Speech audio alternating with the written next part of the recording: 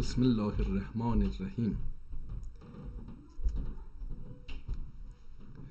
بسم الله الرحمن الرحیم. یا رحمان و یا رحیم. انصاف علی هدایت هستم و با برنامه 26 از سری برنامه‌های مهندسی جهل در خدمتتون هستم.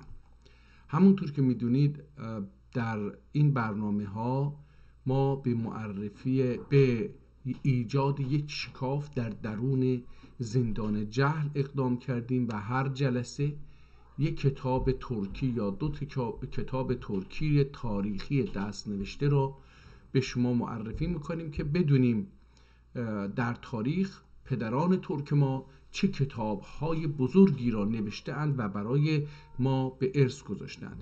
راستشو بخواید دوستان، من دیشب تو اینستاگرام یک چیز دیدم، یک تصویر دیدم که ارامنه وقتی میخواستن به تزار روس نامه بنویسن و ازش کمک بخوان، کمک حالا اقتصادی باشه، تجاری باشه، نمیدونم مالی باشه، سیاسی باشه، به زبان ترکی می نوشتند.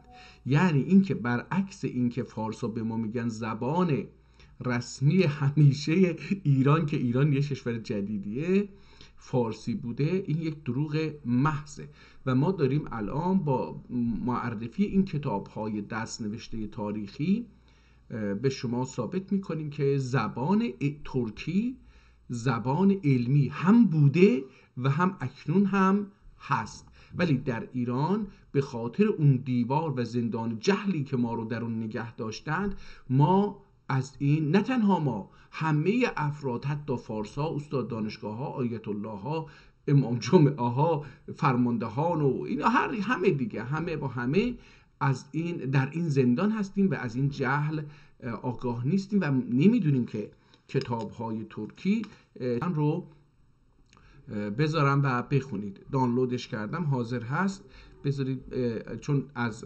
کامپیوتر دانلود نکردم، رو تلفن دانلود کردم، بمونه برای بعد که بفرستم به کامپیوتر. اما دوستان با اجازهتون، من تا اونجایی که یادمه تمامی کتاب هایی که دانلود کرده بودیم در فایل دانلودمون وجود داشت رو دیگه خوندیم و تموم شد. اجازه بدید، بله اینجا خب فقط این کتاب استرم مونده که این دستخطشو باید بخونم، چشم بهش عادت بکنه، هنوز وقت نکردم راستشو بخواید. این بدقولی من رو ببخشید. قراره با یکی از دوستان این خط رو بخونیم، من به این کتاب عادت بکنم. اما با اجازهتون بریم سر تلگرام رو باز میکنیم و میریم این کتابخانه آذرباش، کتابخانه هستش اینجا. و الان یک چیزی که الان امروز گذاشته احتمالاً، بذارید بریم آخر ببینیم که نه این آخر نیست. مولود النبی وطن، در مورد وطن یک کتاب هست، بذارید این رو دانلود بکنیم. نمیدونم، این از شانس من امروز احتمالاً اومده، چون که اینو ندیده بودم. میزان الحق، حق چیه؟ اینم جالبه به نظر من. این چیزیه که ما داریم الان تو برنامه وقایع نامه، این هم یک کتاب 3 و یک کتاب که الان دیدیم وقایع فقه شریف حنیفه، این هم در مورد فقه. اوکی، بله، اینا کتاب هایی که امروز گذاشته این دوستمون جناب آذرباش، از دیشب تا الان اینها رو آپلود کرده. من اینها رو، میزان الحق و وطن، بریم ببینیم. مولود النبی این شعره.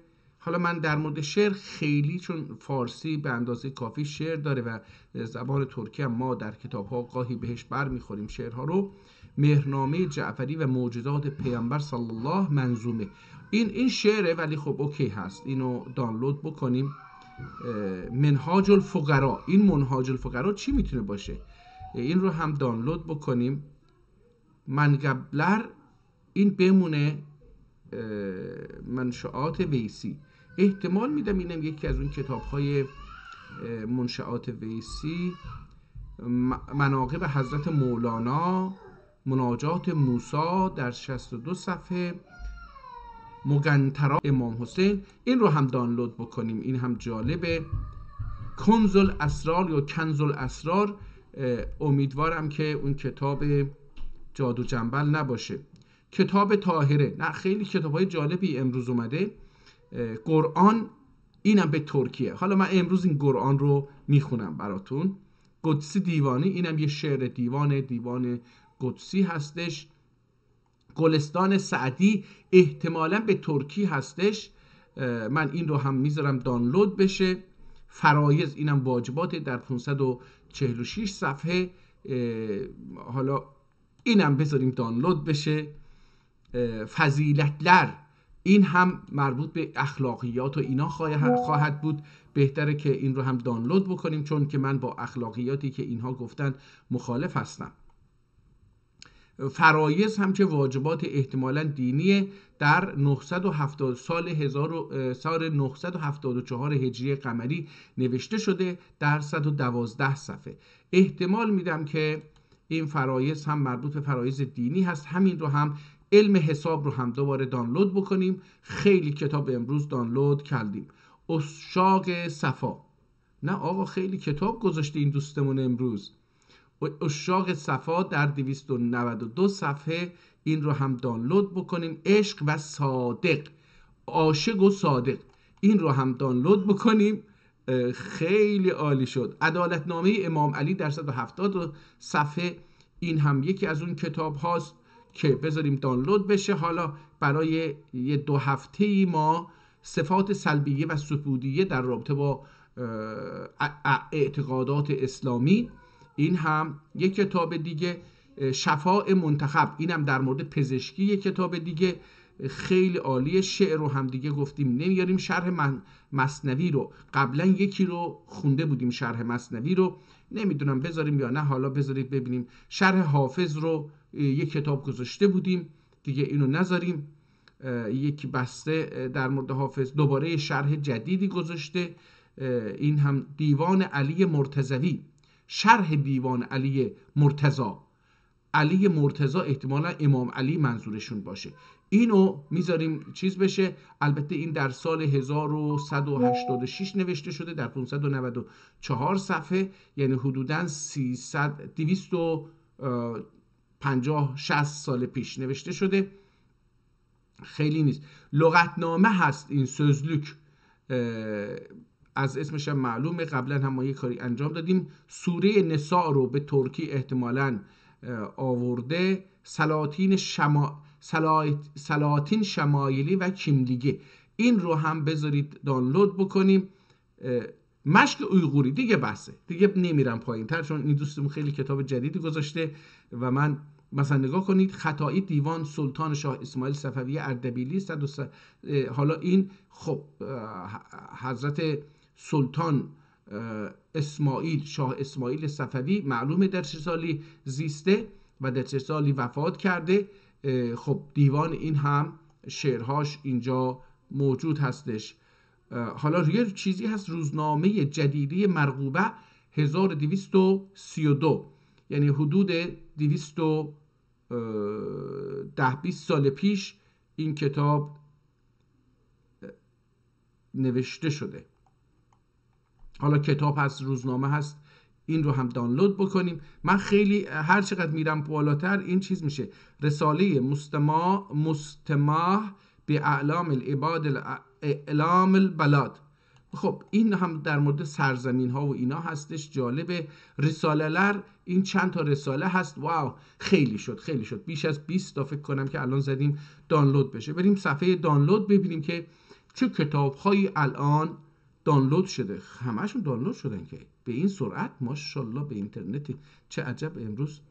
خب ببینیم الان این فرایض، گلستان سعدی، روزنامه مرغوبه، رساله مستمع، قرآن، رساله لر، عشاق صفا،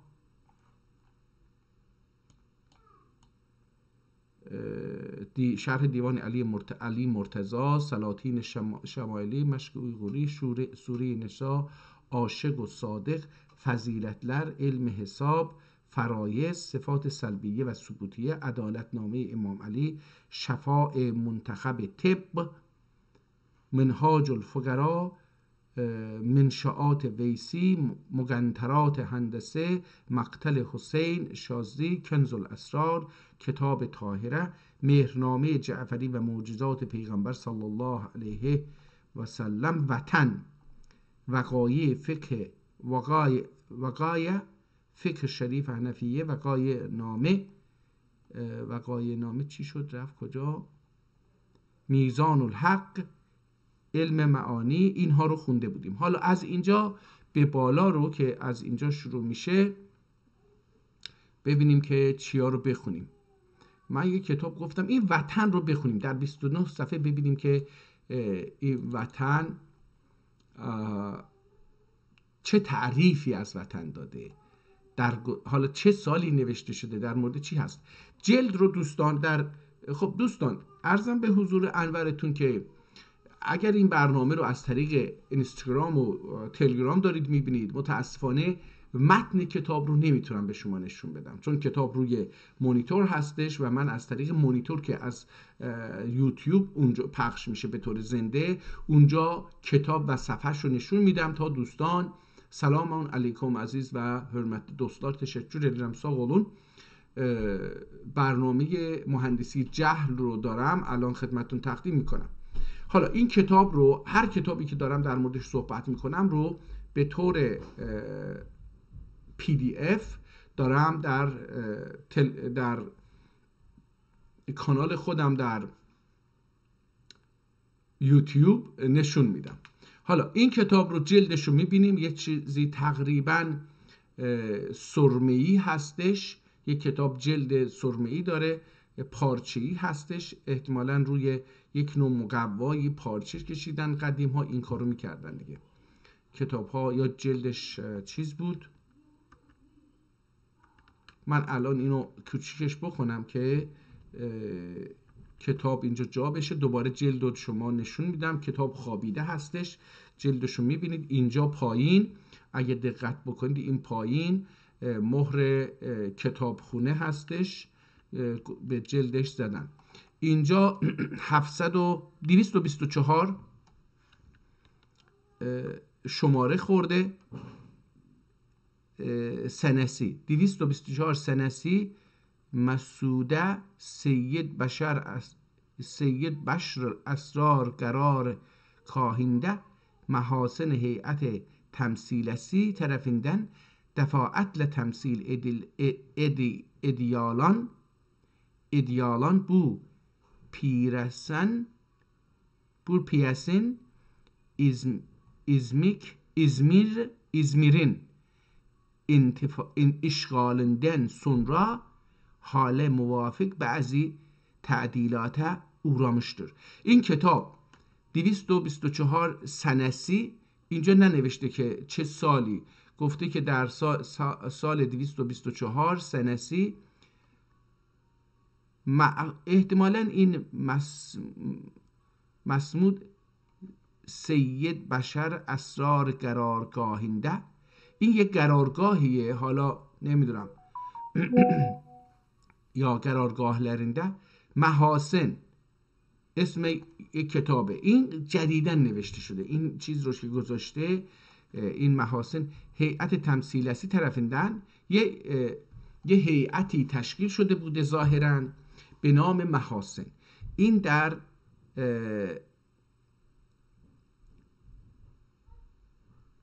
قرارگاه سید بشر داشته کار میکرده این هیئت. دفعات تمثیل ادیالان، اونهایی که این هیئت رو تمثیل میکردند، بو پیس معمولا به نمایشنامه میگفتن. بذارید ببینیم چی است. Bu piyesi İzmir'in işgalinden sonra حال موافق بعضی تعدیلات uğramıştır. میگه که بعد از اینکه ازمیر اشغال شد، این کتاب، این پیس به حالت اون دلخواه اشغالگران تعدیلات یعنی تغییراتی در کتاب داده شده. نگاه کنید اینجا عملا میگه که کتاب دستکاری شده. وطن، خب حالا این چیه؟ جدا، این احتمالا وطنه، وطن جدا یا خود خادمه. اینا دیگه نمیتونم بخونم، یعنی اینا رو، این خطم مثل اون خط گفتیم که استر، یه استرم مثل اون کتاب، خوندنش یه مقدار برام محترم. دوغو آقا بی، دکتر محترم، دکتر آقامه بی، اخامه بی، فقیه و bir hediyem olmadığı üzere takdim. این یه هدیه است. حالا اینو خیلی خوب نمیتونم، ولی محترم دکتر اگامه بی فقهی چی، این دو کلمه رو نمیتونم بخونم. bir hediyem olmak üzere تقدیم. تاریخ هم زده بنده خدا اینجا 29 چیه 1400 و چی بخونیم اینو نمیدونم. کسی که اینو امضا کرده و هدیه داده اسماعیل حقی هستش. حالا نمیدونم این اسماعیل حقی همونیه که در دوره یکی از مشاوران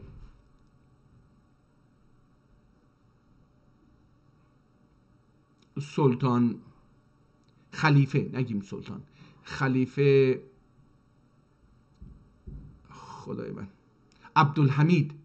عبدالحمید هست یا نه نمیدونم. منظومه پیاسی، این شعر هستش بوده ایچی، این پرده ایچی، این یه پرده قبلی داشته، یه پرده احتمالاً بعدی، چند تا پرده. این یک نمایشنامه است، پیاس که گفته نمایشنامه است به شکل شعر. ایچیمجی پردسی یه پرده اول داشته، یه پرده دوم، احتمالاً پرده های دیگری هم داشته. محمودی جلد بیر، حالا اینم اونم سید بشر 1334 در 1334 نوشته شده، الان 1446 هستش، یعنی حدود 120 سال پیش یک چنین کتابی، 110 سال پیش این کتاب نوشته شده یا خریداری شده و چیز تقدیم شد. کجا هستش؟ در کتابخانه سلیمانیه نگهداری میشه. الیازما bölümlerinde olacaktır. اشخاص، چه کسانی این پیس رو، این نمایشنامه رو بازی میکنن؟ تمثال وطن، اونی که وطن رو بازی میکنه، نقش وطن رو بازی میکنه، bir genç kız، یک دختر جوان. bir burmeli گرگه باشنده. حالا bir burmeli احتمالا یه آدمی که اهل بورمه هستش، حالا نمیدونم این کجاست. گورمه باشنده، اون حالا یه گرمه باش در سرش یه چیزی هستش، نمیدونم. bir İzmirli، یک آدم ازمیری هستش. 35 yaşında. 40 yaşında، اون بالایی باشه گرمه باشنده، این باشه 35 yaşında. bir ادرنلی، یه ادرنه‌ای هم از شهر ادرنه در این شرکت میکنه، اونم 30 yaşında، اینم 30 ساله هستش. وطن جدا، اونجا که خوندیم جدا درسته. یه وطن دیگر جنج bir ترک، این رو هم نقشش رو یک ترک بازی میکنه. مازی bir پیر فانی، یک درویش یه پیر فانی بازی میکنه. قسطه دمیتری یا گاتی دمیتری، یکی از اینا خونده بشه باید. این دمیتری bundan Yunan askerleri. Gati Demetri de Yunan askerler, خلق، منادی و سایره. حالا بقیه هم هستش دیگه، سربازان زیادی هستن، خلق هستش، منادی هستش که حالا داره فریاد میزنه، یه چیزهایی رو میگه و سایر و افراد دیگری در این بازی حضور خواهند داشت. همونطور که میبینید خط بسیار زیبایی داره. من اینو یه ذره بزرگش بکنم. اولش داستان رو توضیح میده که در چه جایی این اتفاق میفته. Gece çölde خراب bir cami. یا اگه اینو هلده نمیتونیم بخونیم، مجبوریم چلده بخونیم. خراب bir cami، یه مسجد مخروبه. ساغده در سمت راست سن، siyah servilen bir şey külekleri arasında gittikçe kara کلگلرle boğulurlar. خب دوستان، من این خط رو خیلی خوب نمیتونم بخونم. تمثال وطن چی میگه؟ ببینیم اون تمثال وطن: مظلومların gandığının alinden aldın. Mazlumların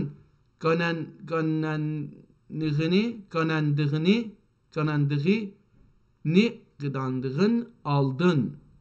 Hasta hilal söyle, sana ne oldu? O mazlumların ganın nemeni این چی میشه؟ نن aldın. این یه چیز دیگه باید خونده بشه. این ganındığını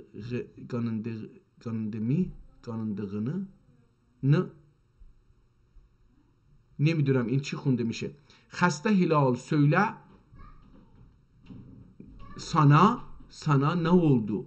خب من حالا داره اینجا متوجه شدم این که رو بعضی جاها گذاشتن روش 3 تا نقطه نون هست دوباره اگه وسط باشه. sana ne oldu؟ ای هلال خسته.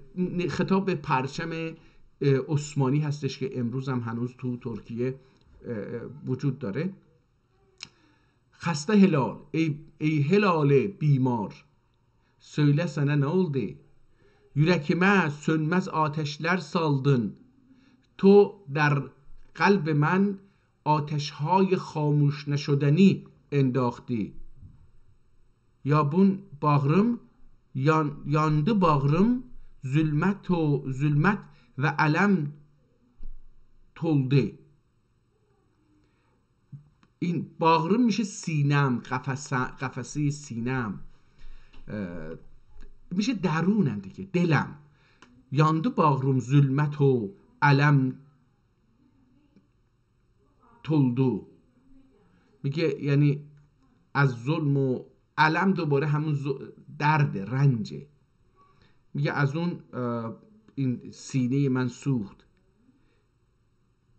yetimden gözyaşları tutuyor. یتیم ها از یتیمان، چشمان یتیما حالا داره اشک میریزه. اجازه بدید ببینیم اجداد هم اون پرده آگانمنده و گر یاننده. حالا اینا رو دیگه خیلی نمیتونم بخونم، ببخشید. این یه نمایشنامه هست 120 سال پیش نوشته شده.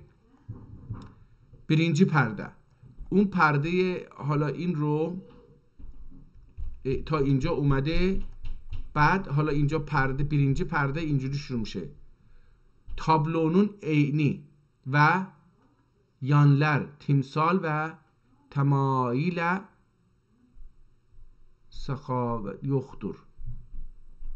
sıkame yoktur. Eşkhas bireyler yalın. Hala Uygurlu احتمالاً ایزیولی. حالا من اینو نمیتونم بخونم، باید به این خط عادت بکنم، چشام عادت بکنه که بشه این کتاب رو خون. پس این کتاب وطن حالا احتمالاً تعریف های این از وطن خواهد داد قطعاً. وطن جدا، ماضی، وطن جدا، صحنه. من کاش اینا رو من قبلا دانلود بکنم یه نگاه خودم. Sevgili yurdum, kanlı yollardan geliyorum. Sevgili yurdum, kanlı yollardan geliyorum. Yorgunum, yorgun. Sahne çıkar. Az sahne hariç میشه. Viranelerden, zulmetlerden, kainattan, kaynaştığı yerin bir bağını haygırır. Bir bayguşu ihtimalen bayguşu haygırır. Hamle hatmen cüda heyecanlarla bunu dinle ve dinledenler حالا خیلی دیگه ببخشید دیگه این فقط ما اینجا کتاب نمیخوایم بخونیم، میخوایم نشون بدیم که چه چیزی اتفاق افتاده به ما. حالا اینجا چی رو متوجه میشیم؟ اینجا متوجه میشیم که زبان ترکی زبان هنر و تئاتر بوده.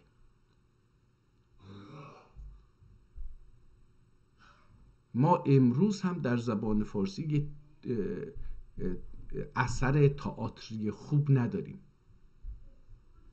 خب یه اثر هنری بهش بشه استناد کرد، تو حداقل مثلا مردمان ازش یه خاطره‌ای داشته باشن، اینا نداریم. یعنی اونم در همین سالهایی که این نوشته شده، حداقل میگم 120 سال پیش مثلا یه چنین چیزی نوشته شده باشه. زبان ترکی چینجی پرده، حالا پرده دوم شروع میشه. زبان ترکی رو ما نیاموختیم. من تو ایران هیچ کس نیاموخته، نه علمی، نه ادبی، نه استاندارد و نه تخصصی. یعنی ما در هیچ زمینه‌ای با زبان ترکی آشنا نشدیم. چیزی که ما داریم در ایران صحبت میکنیم به عنوان زبان ترکی، بعضی‌ها میگن آقا داره صحبت میکنه، این زبان گفتگوی روزمره هست. گفتگوی روزمره با 100 تا فعل انجام میشه دیگه. حالا یکی چند تا بالاتر پایین‌تر دیگه، ما اونم اکثرا فارسیزه شده، در این 100 سال رفته. خب این کتاب رو بذاریم برای دیگه بمونه. همین که گفتیم این سالش رو در آوردیم، چه سالی بود. اگر بشه نویسندش هم پیدا بکنیم خیلی عالی میشه. این سون آخر اردو İzmir'i aldı. اردو ارتش عثمانی اومده و اشمیر رو هم از اشغال آزاد کرده. اینجا دیگه اون تابلو نهایی پایان پیدا میکنه و وطن آزاد میشه از اشغال. این خیلی جالب خواهد بود اگر بشه آدم بتونه متن موسیقی و نمایشنامه این رو پیدا بکنه بخونه. این خیلی خیلی عالی خواهد بود. گفتیم که حالا کاش میتونستیم اسم نویسنده رو هم در بیاریم. همین سید بشر باشه، نمیدونم.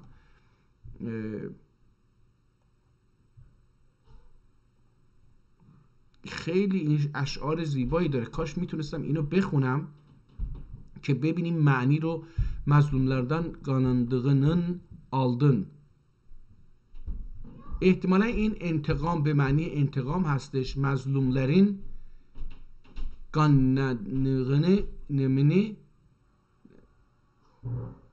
aldın. Hasta hilal söyle sana ne oldu?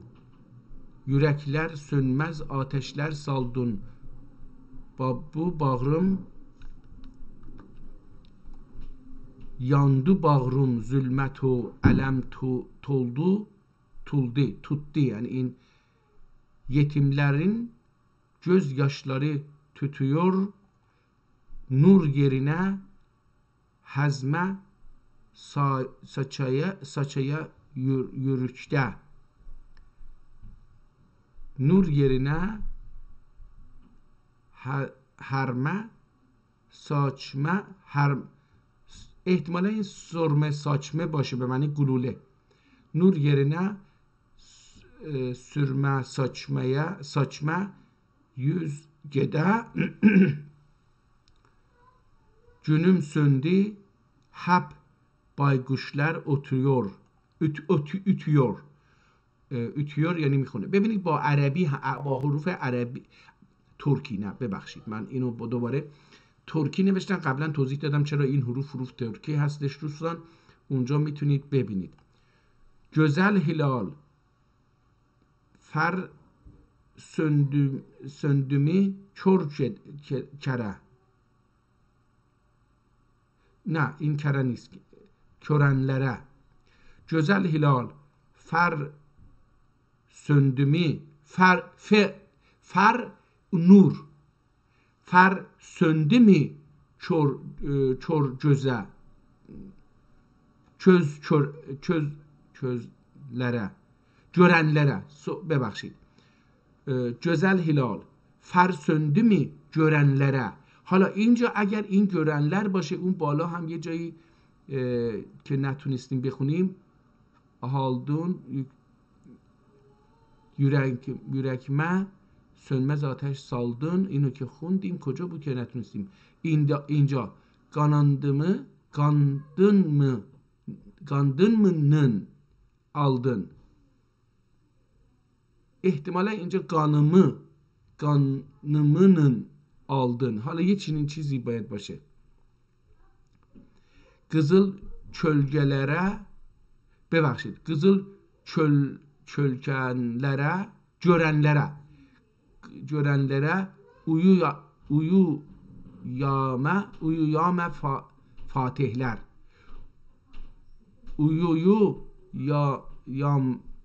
uyuyan fatihler. Kızıl çölgelenlere uyuyan fatihler ki bir vakt sen onlara kanattın. Baver ne diyor ya bana ne diyor؟ اینجا حالا یکی میگه اینو. انلا اینلا ki hatkınlar، احتمال اینم satkınlar باشه یا یه چیزی satkınlar. خب حالا از این کتاب بگذاریم بریم یه کتاب دیگه دانلود بکنیم. این من از همین میزان الحق شروع بکنم که این طرف بریم یا از این طرف شروع بکنیم که بریم از این طرف شروع بکنیم. حالا دیگه یادمون باشه که چه کتابی رو خوندیم چه کتابی رو نخوندیم. حالا این کتاب بعدی رو که دارم خدمتتون معرفی میکنم تقریبا جلدش یه پارچه‌ای داره. اوکی من دوستان اینجا تمومش بکنم. خونه ما خیلی شلوغ شد، نوه هام اومدن، من برم اونها رو ببینم. این کتاب رو بذاریم برای فردا. روزتون بخیر. امیدوارم که روز خوشی داشته باشید و با زبان و فرهنگ خودمون آشنا بشید و بدونید که در چه جهان